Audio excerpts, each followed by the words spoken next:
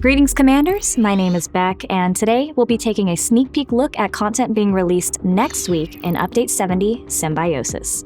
Before we get started, make sure you leave a comment below letting us know what server you're hailing from. If you haven't done so already, make sure to subscribe to our channel to keep up with updates like these and more because we've got a lot of stuff coming. Let's talk Fleet Commanders. Fleet Commanders were a feature we introduced last year whose main function was to provide buffs directly from the command center building located in your station. While these buffs were game-changing, we haven't seen much else from them following the month since their launch, at least until now.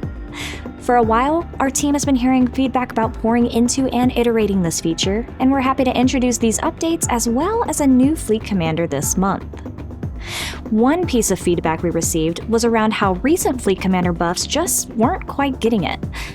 In response to that, Fleet Commander Gabriel Lurca is being added and has the ability to provide a massive damage buff to all fleet ships, making him a unique addition to any fleet.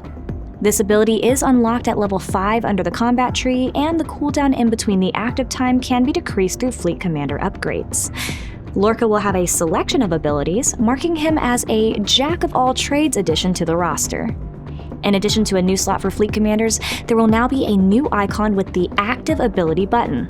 This button will be used to activate the buff and will also incorporate the cooldown timer for when the ability can be used again. Once the button is activated, an animation will be played across all ships in the bottom dock to show that the ability is active for all ships. Something to note here, this ability will only work if the relevant Fleet Commander, in this case Lorca, is slotted in the first Fleet Commander slot. While it may not be available day one, there is a plan in place for free-to-play path sourcing for Lorca, and the team is looking into the sourcing for previously released Fleet Commanders. Make sure to keep an eye out over the next several weeks to find out how you can be sourcing this Fleet Commander for your roster. One thing we're working on is improving and iterating on content that already exists in-game, and we're able to do that due to your feedback, so keep it coming. We will have more details about this month coming in the official patch notes, so be sure to keep an eye on our official channels. We're looking forward to another great month, and we'll see y'all on launch day. Live long and prosper, Commanders.